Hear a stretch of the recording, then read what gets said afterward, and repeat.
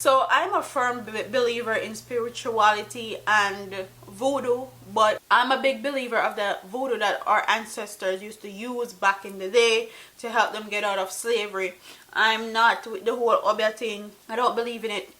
I don't know how Jamaican people always get themselves in some predicament and where Obeah is concerned, but this story I had to bring to my channel, and it says an alleged Obeah man was found guilty of raping a young woman when he appeared before the Clarendon Circuit Court yesterday. A jury returned an anonymous guilty verdict for Baldwin Heyman, a 41-year-old who was accused of rape and larceny by Trick. It is alleged that Heyman, who is of the Spur Tree, Manchester address, saw the 22-year-old university student walking along Main Street in Maypen, Clarendon on September 16, 2016 and called out to her. When she came closer to him, he told her that he saw two duppies walking behind her and that he could help her get rid of the spirits. It is also said that he told her that he knew she had been going through a number of difficulties. A young woman who was ill for almost a year before meeting Heyman was convinced that he genuinely wanted to help her. She had gone to the doctor and had brain scan done trying to figure out what was wrong with her, but doctors couldn't help her and the church couldn't help her, a source said.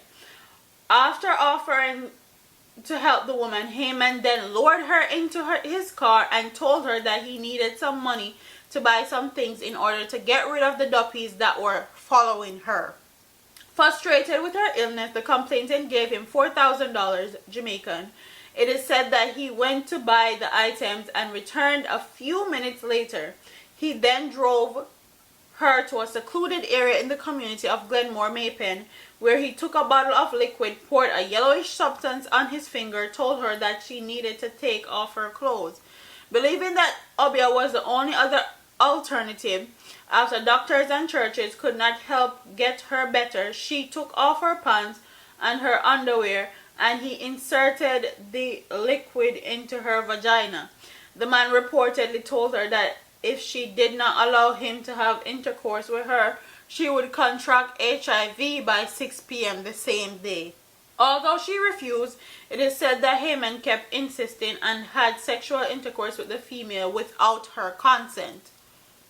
After he was finished having sex with her, he gave her 2 bottles with the substance that he had mixed and told her to go home and bathe with it. Heyman, who was a matter of similar nature pending in St. Elizabeth, was also acquitted of raping another university student in Manchester and is said to be sentenced at a later date. So this is not his first go around of trying to rape somebody. This is his second time trying to rape our university student, and he was out on bail, I'm assuming, waiting for his sentence, which is crazy. I don't understand how women always find themselves in predicaments like this. Yes, I know you're sick and you're at the point where you're desperate and doctors can't help you like they said and churches can't help you, but why would you allow somebody to mind trick you or saying that you have duppies walking behind? If you're a churchgoer and you are really off faith and off religion, you're supposed to believe that the Lord will help and save you, and the Lord is not going to give you anything that you cannot bear. And if you really have duppy following you, don't you think that it would take somebody like I don't understand, like me literally don't, I can't wrap my mind around it, how somebody could allow something like that to happen to them. First of all, I'm not going into no strange car with no stranger that I don't know. That's the first thing. And then second of all, I'm not giving them no money to do anything.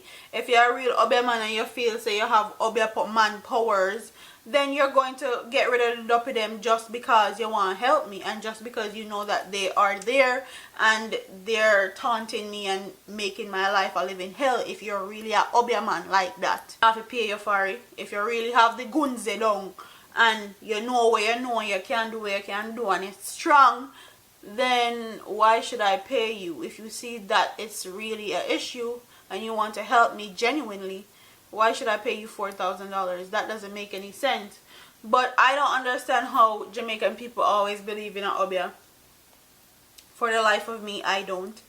But to each their own. Everybody's got their own opinion and how they should live their life and what they should believe in. So comment in the comment section and tell me what you guys think about this story. Have this ever happened to you? Do you know of anybody that has been robbed by an Obeah man?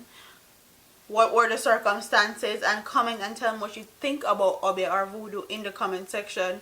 Don't forget to like, comment, share and subscribe to your girl here on YouTube for the latest news and reviews coming out of Jamaica.